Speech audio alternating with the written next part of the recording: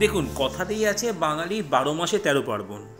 আসলে যদি বরিশা শখের বাজার সাবুন্য পাড়াতে হয় তাহলে তার কথাই নেই। গত বছরের মতন এবছরেরও ত্রিনয়নী নিয়ে এলো একটা সুন্দর মেলা। রূপকথার প্রয়োজনায় ত্রিনয়নী এবারে নিয়ে এলো মেলাটি। গত বছর ঠিক এই সময় হয়েছিল। তা যখন মেলা হচ্ছে তখন আমি যাব না, এটা হতে পারে না। তাই আমার গিন্নিকে নিয়ে মেলার মধ্যে চলে এলাম। যেরকম এক্সপেক্ট করেছিলাম সেরকমই, এবং তার থেকে বেশি পেলাম। 80টার ওপর স্টল বসেছে এবং প্রত্যেকটা স্টলই নতুন নতুন যেন কিছু আছে। ঢুকে আমার বাঁদিক থেকে বিভিন্ন রকম স্টল বসেছে, এবং মাঝখানে সবথেকে ভালো কথা, যখন আমরা গেছি বিভিন্ন স্টলের যারা স্পন্সর তাদেরকে নিয়ে একটা সেমিনার টাইপের হচ্ছিল। এখন যিনি কথা বলছেন তিনি হচ্ছেন বলরাম মল্লিক এবং রাধারমন মল্লিকের যে এখানকার স্টল তার ওনার। পাশেই মা চণ্ডীর মণ্ডপ, সেখানে দিয়ে পাশ দিয়ে পুরোপুরি স্টলটা দেখতে পাচ্ছি। স্টলটা পুরো সারাক্ষণ ঘুরতে ঘুরতে যেটা দেখলাম, শুধু বস্ত্র না, সমস্ত কিছু আছে, অর্নামেন্টস, সব কিছু। মানে একটা মানুষের সারা দিন যা লাগে তাই। এবং সবথেকে আনন্দের বিষয় কি জানেন, সবকটা একই ছাদের নিচে। মানে আপনাকে অন্য কোথাও অন্য কিছুকে ভাবতে হবে না। কি ছোট, কি বড়, কি ছেলে, কি মেয়ে, কোনো অসুবিধা নেই। একটু ঘুরলেই সব পাওয়া যাবে। তার সঙ্গে আছে বিভিন্ন রকমের খাওয়া স্টল। হ্যাঁ, মেলায় ঘুরবেন, এদিকে খাবেন না হতে পারে না, অন্তত আমার মতন লোক তো কখনো খাওয়া ছেড়েছে বলে আমার মনে হয় না। এই দোকানটি আমাদের পাড়াটি একটি ভুজিওয়ালার দোকান আছে, তারই দোকান, দীঘা ফিশ কর্পোরেশন। প্রথমে ঘুরে নিলাম, তারপর ভাবলাম যে ঠিক আছে, ওর দোকান থেকে বাড়ি যাওয়ার সময় কিছু নিয়ে যাব। তো এখানে দেখেছিলাম অন্য সব দোকানের সঙ্গে নন্দিনীরও স্টল দিয়েছে, যে নন্দিনীকে আমরা প্রায় টিভিতে দেখি তাকে। এছাড়াও বিভিন্ন আরও স্টল, যেমন নোনতা, লেবানিজ, আরও কিছু আছে।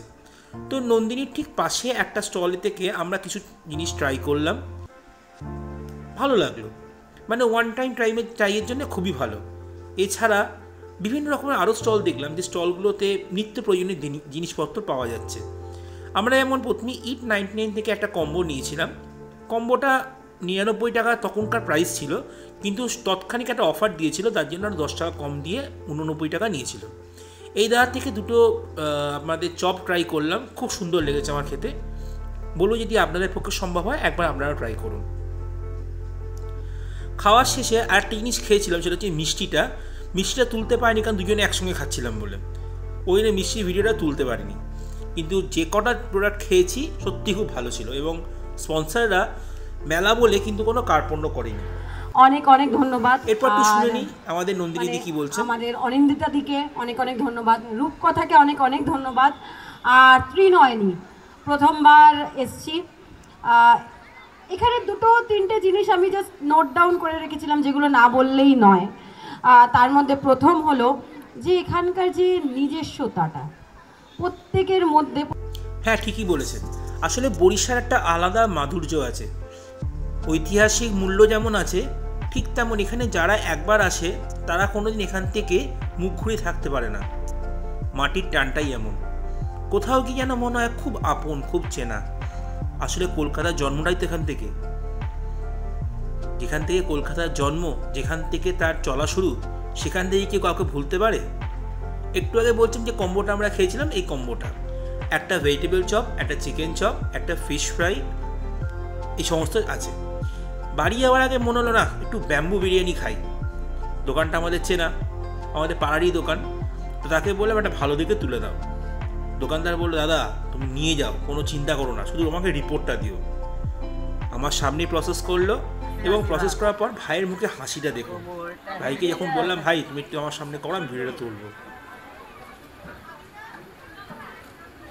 যত্ন সহকারে ক্যাপটা খুলে ব্যাম্বু বিরিয়ানিটা ঢাললো। এবং সত্যি খুব খুব খুব সুন্দর প্রিপারেশন হয়েছিল, এবং বাড়ি এসে যখন আমি খেয়েছি আমার খুবই ভালো লেগেছে। আমি বলবো যখন আপনারা যদি একবার আমার ভিডিওটা দেখেন, একবার গিয়ে খেয়ে আসুন, নিশ্চয়ই আপনাদের ভালো লাগবে।